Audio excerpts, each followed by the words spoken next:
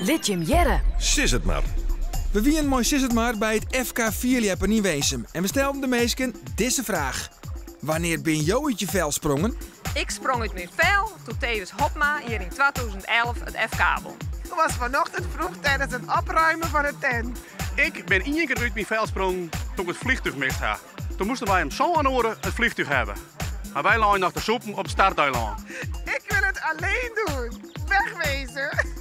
De laatste keer dat ik op mijn vel sprong weer toen ik met mijn broer al in de thuis weer en we gaan borkerij. We moesten een weekend op ons vakantie. Nou, ik wie echt poer.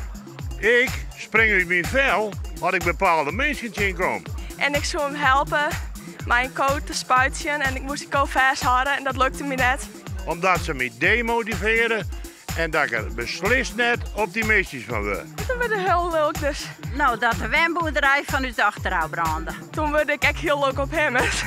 Ik sprong uit mijn vel van geluk toen op 10 juni dit jaar mijn vrouw Francisca, onze zoon Frans Johannes het leven schonk. Toen hebben we een paar worden gewoon, maar toen zal je wel weer goed gaan. Ik ben ontzettend uit mijn vel gesprongen toen ik voor het eerst van Gurben Douwstra bij jullie Omroep Friesland hoorde Radio Froske Polen.